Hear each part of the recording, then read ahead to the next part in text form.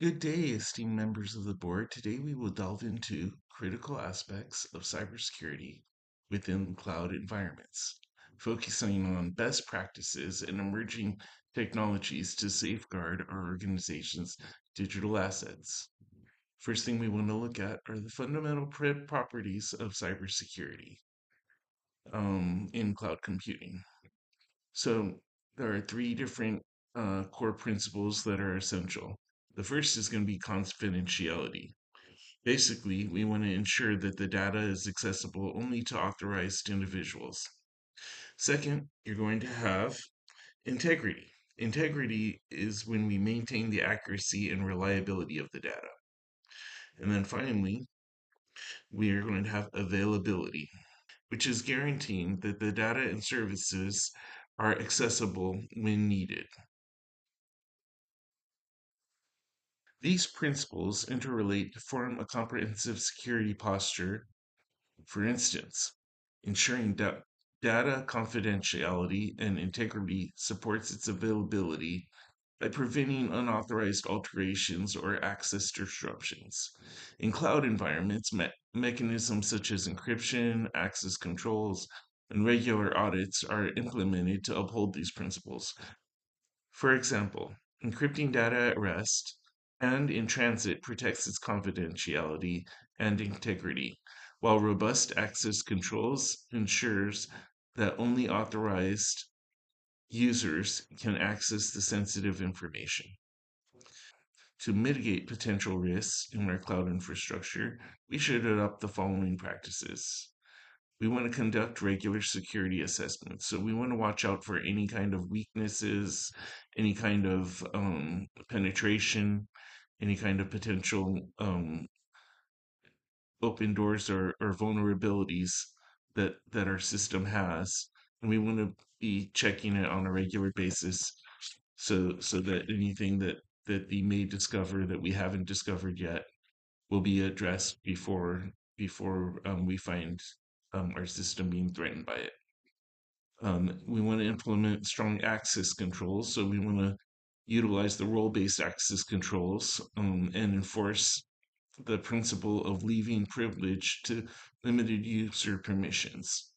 And then we also want to maintain our data encryption. So we want to make sure that all sensitive data is encrypted, both at rest and during transmission, using industry standard encryption protocols. We also want to monitor log activities because it is important for us to deploy continuous monitoring solutions to detect and respond to anomalous activities promptly. It's important for us to be closing unnecessary ports to reduce attack vectors.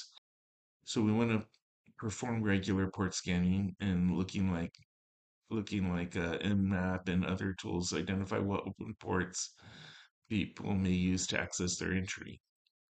We want to disable unused ports, so close ports that are not in use, to eliminate the potential attack surfaces so they can't sneak in through any backdoors.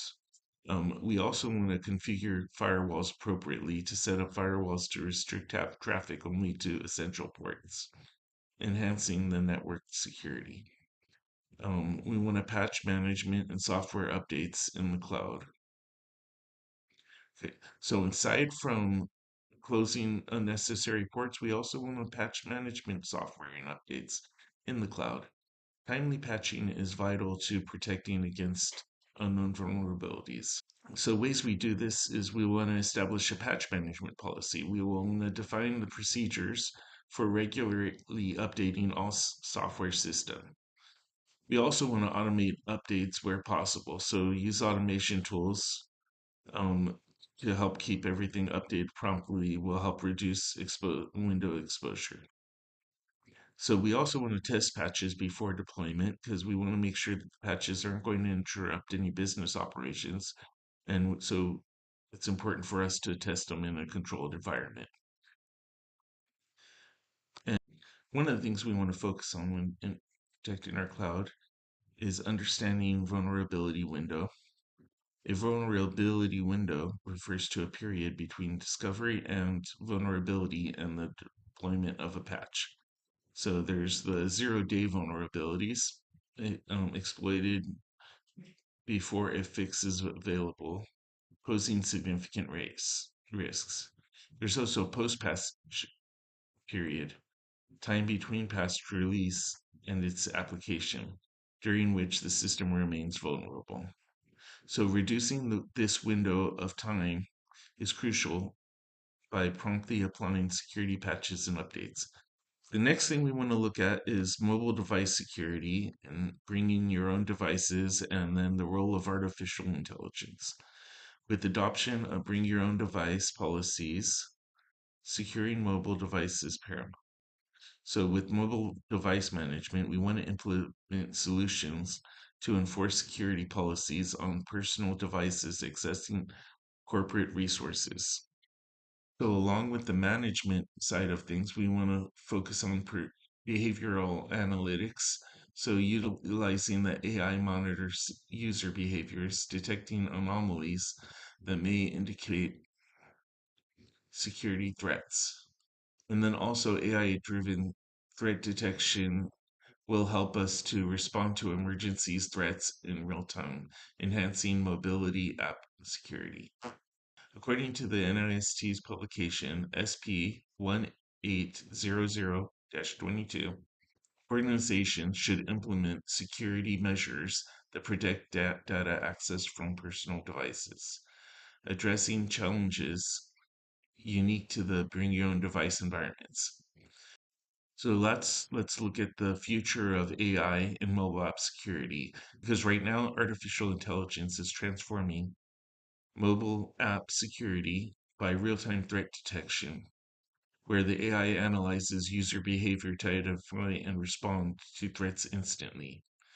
It also has a predictive analysis where AI can forecast potential security incidents, allowing proactive measures. And finally, it enhances the authentication.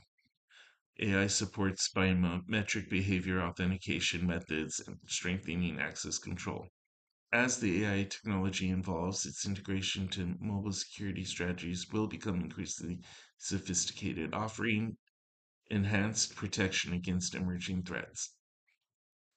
Thank you for your time. I look forward to discussing how we can implement these strategies to enhance our organization's security posture.